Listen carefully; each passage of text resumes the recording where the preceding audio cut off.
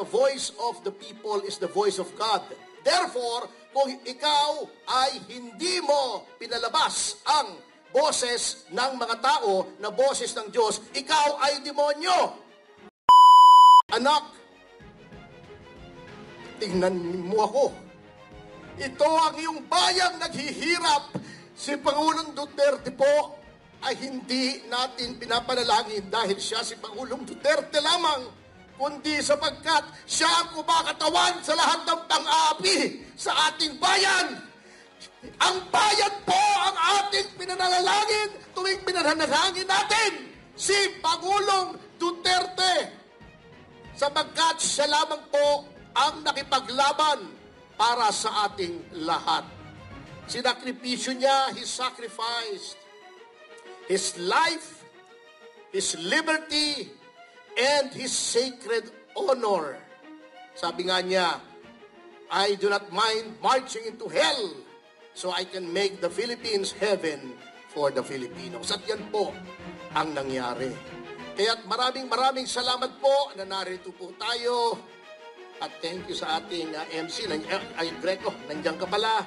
Maraming salamat ang aking boss sa communication sa PDP, si Attorney Raul Ambino. Nakita ko rin ng ating kaibigang si Councilor Hong Tolentino na Sambasibong. O yan ang Tolentino ang hindi traidor.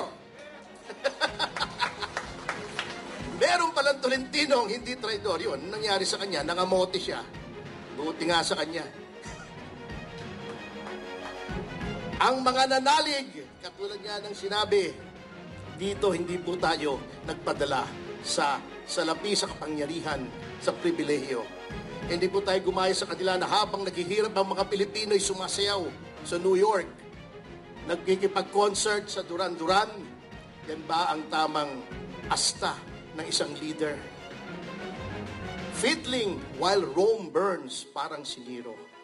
Kaya tama po na tayo dito sa Partido Demokratiko Pilipino ay hindi po nadadala sa mga ganyan. Tayo po ay naninindigan. Ngunit ano pong ginagawa nila? Tinatakot po tayo, dinidemanda kami, mga vloggers, mga journalists, kapag nagsasabi ng katotohanan. Tinatakot po pati ating mga senador, pati ang ating mga leader, ipadadala din daw sa Hague. Tinatakot lahat ng pangkaraniwang mamamayan.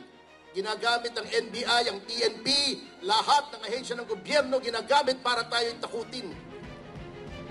Ngunit, huwag po tayong matakot, mga kasama. Huwag na huwag. Sapagkat pag natakot tayo, panalo na po sila. Huwag po nating hahayaan na sila ay manalo. Kita niyong ginawa ng eleksyon kay Pe, kay Jimmy, kay JV, kay Raul. Dinaya po. Kita nyo.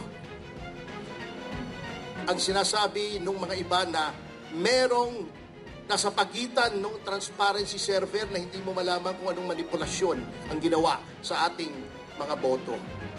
Sabi po nila, the voice of the people is the voice of God. Therefore, kung ikaw ay hindi mo pinalabas ang boses ng mga tao na boses ng Diyos, ikaw ay demonyo. At sila po ay mga demonyo.